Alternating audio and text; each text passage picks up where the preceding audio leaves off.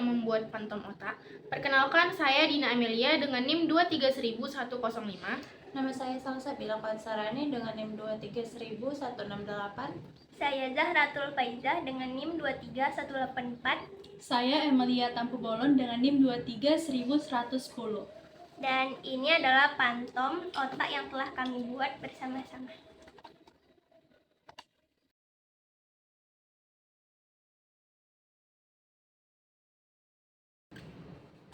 Oke, pertama-tama saya Dina Amelia akan memberikan penjelasan singkat secara umum mengenai otak. Nah, jadi otak ini adalah organ vital dan kompleks yang dilindungi oleh tengkorak dan selaput otak atau meninges.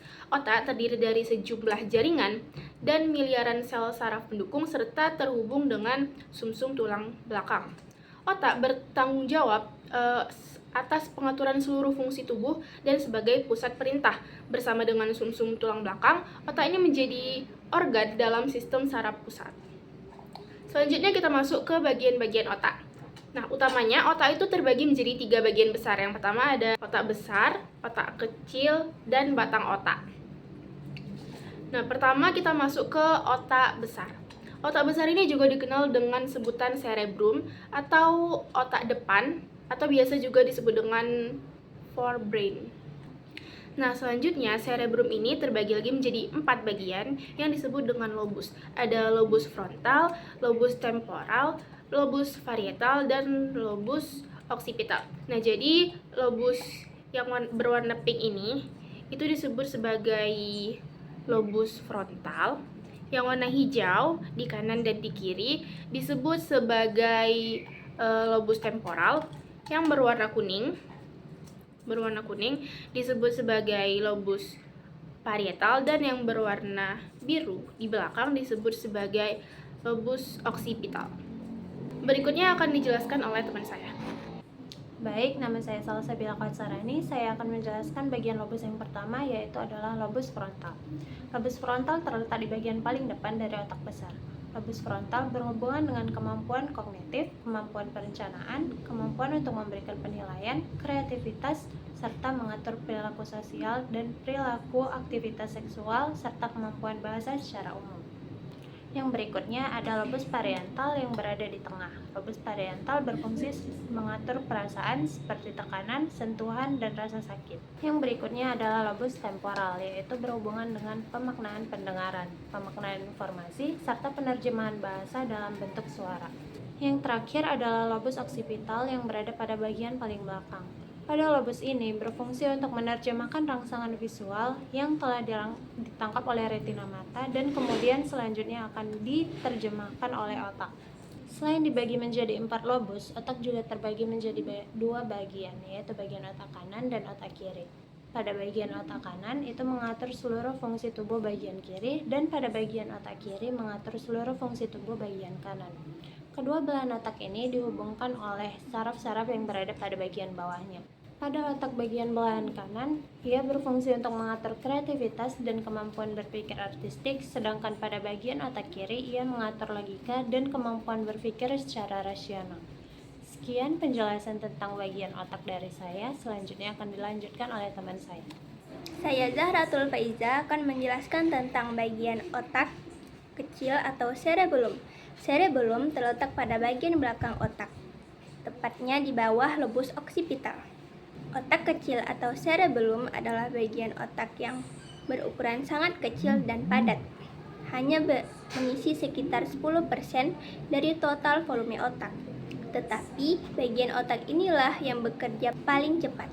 Adapun peran atau fungsi dari cerebellum atau otak kecil ini yang pertama adalah mengontrol gerakan. Peran utama dari cerebellum ini adalah kontrol motorik.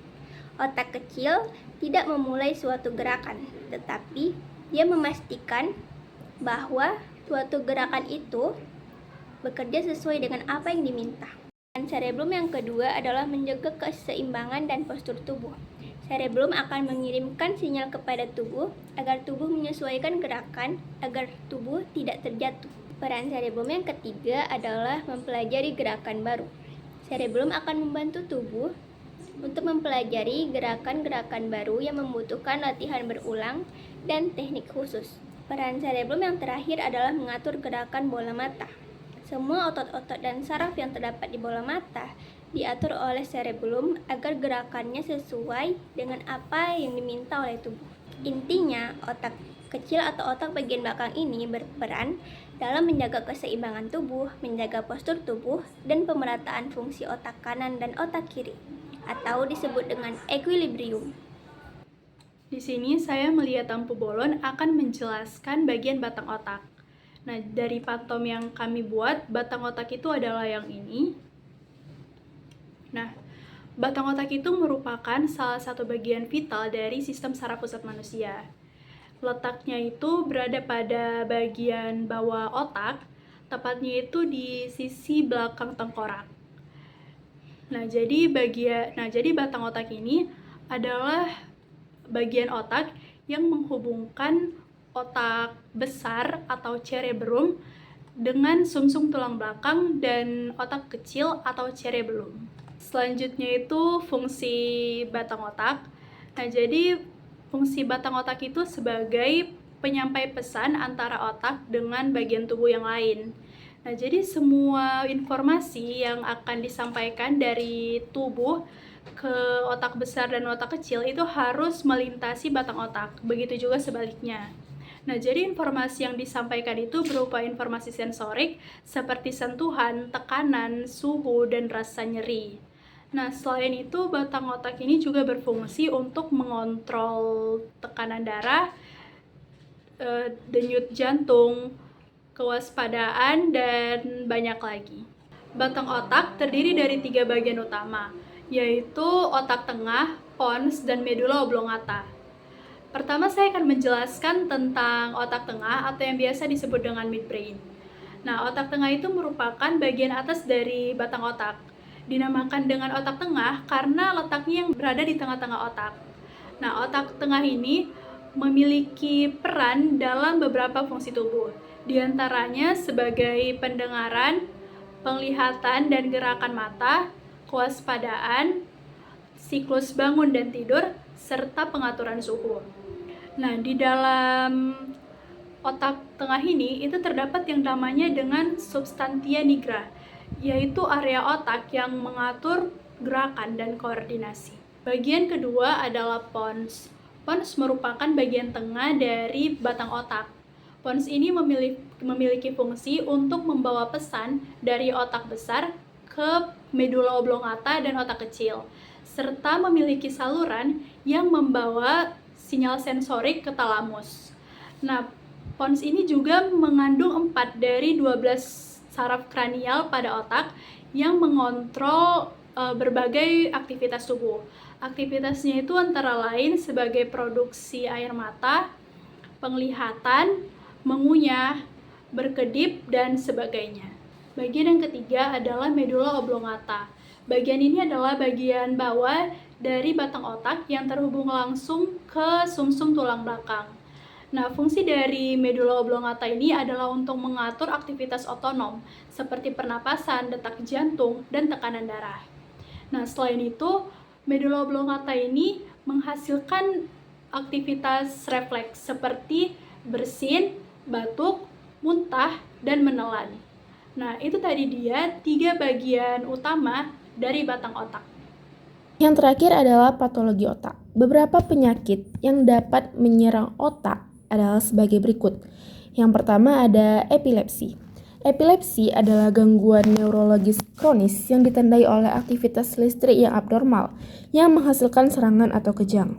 Serangan epilepsi dapat bervariasi dari kejang ringan hingga kejang parah, tergantung pada area otak yang terlibat dan seberapa luas aktivitas listrik yang abnormal. Gejala epilepsi dapat mencakup kejang, kehilangan kesadaran, gerakan tubuh tidak terkontrol, sensasi yang aneh, perubahan suasana hati atau perilaku, serta hilangnya ingatan selama atau setelah serangan. Penyebab epilepsi dapat bervariasi, termasuk faktor genetik, cedera kepala, infeksi otak, gangguan perkembangan otak, tumor otak, dan kondisi medis lainnya. Yang kedua, Alzheimer. Alzheimer adalah jenis demensia yang paling umum dan merupakan penyakit neurodegeneratif yang progresif. Gejala Alzheimer berkembang secara perlahan dari waktu ke waktu dan meliputi penurunan memori jangka pendek, kesulitan dalam menyelesaikan tugas sehari-hari, kebingungan, kesulitan dalam berbicara atau menemukan kata-kata yang tepat, serta perubahan perilaku dan kepribadian. Penyebab pasti Alzheimer masih belum sepenuhnya dipahami, tetapi ditemukan penumpukan plak beta amiloid dan kusam pada otak yang mengganggu komunikasi antar sel-sel saraf dan menyebabkan kerusakan pada sel-sel otak. Faktor risiko Alzheimer termasuk usia tua, riwayat keluarga dengan penyakit tersebut, genetika, penyakit kardiovaskular, gaya hidup tidak sehat, dan faktor lingkungan. Yang ketiga ada stroke. Stroke juga dikenal sebagai serangan apopleksi. Adalah kondisi yang terjadi ketika aliran darah ke bagian otak terganggu, yang menyebabkan kerusakan jaringan otak.